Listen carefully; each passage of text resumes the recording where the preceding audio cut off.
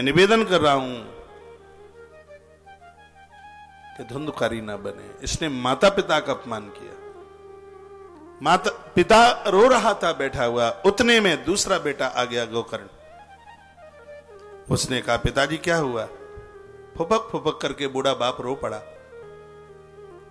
और कहा धुंधकारी मारने की धमकी देके गया है। गोकर्ण ने जो शब्द बोले हैं ये समाज के लिए एक अमृत की तरह, और गोकर्ण का जो शब्द निकला है वही नवदा भक्ति का पहला सूत्र है। जिसने सुना उसके लिए पहली भक्ति, जिसने सुनाया उसके लिए दूसरी भक्ति, श्रवण और कीर्तन। गोकर्ण तो साधु है तो इसलिए 3 भक्ति हो गई एक साथ। इतना कुछ महात्मा गोकर्ण ने अच्छा बोला। कहा पिताजी ये मृत्यु लोक है, यहां जो आया है वो सब दुखी है। ना चेन्द्रस्य सुखम किंची ना सुखम चक्रवर्तना।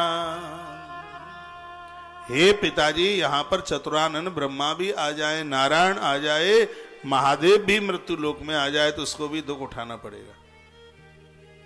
यहां जो आया है उसको दुख झेलना पड़ेगा। यदि सुखी रहना चाहते, कौन सुखी रह सकता है? कह दिया मुनि एकांत जीवन है, जो एकांत में जाकर संसार के झमेले में ना पड़े। ना तो उसको किसी की बुराई से मतलब है, ना उसको किसी की गुणवत्ता से मतलब है। ये जो शब्द बोले हैं महात्मा गोकर्ण ने, बहुत तो इसी में दुखी हैं। एक की बड़ाई इतनी और एक की बुराई इतनी, और प्राय आपके घरों में ज्यादा होता है। एक बहू की इतनी बड़ाई करेंगे, इतनी बड़ाई करेंगे कि हाथ पर जैसे गिरिराज कृष्ण ने उठाए, जैसे डुकरियां बहुओं को उठा उठा के चलती हैं। इतनी बड़ाई, इतनी प्रशंसा। और दूसरे के लिए ऐसे खोटे बोल बोलेंगे कि बाजार से लाया गया क्या उन्हें। ऐसा मत कीजिए, भजन छूट जाएगा, आनंद छूट जाएगा, लुट जाएगा, पिट जाएगा। ऐसे ही बच्चों के साथ में घर में व्यवहार, अरे वो तो मूर्ख है, अरे पागल है, अरे निकम्मा है।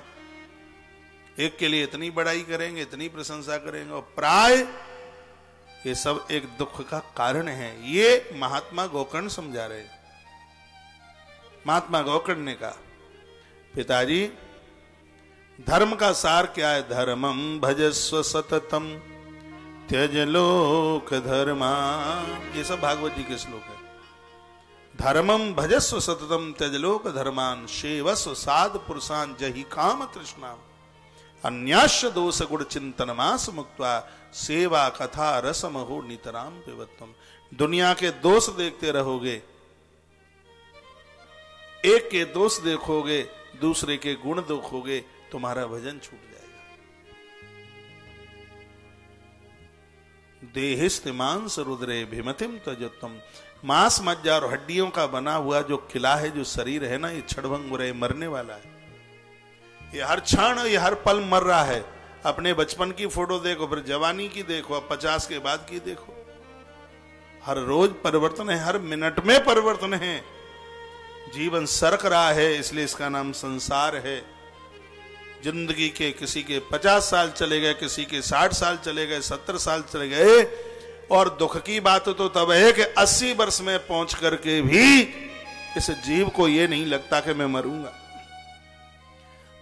यदि ये समझ ले कि मुझे मरना है तो खोटे काम ही ना करे।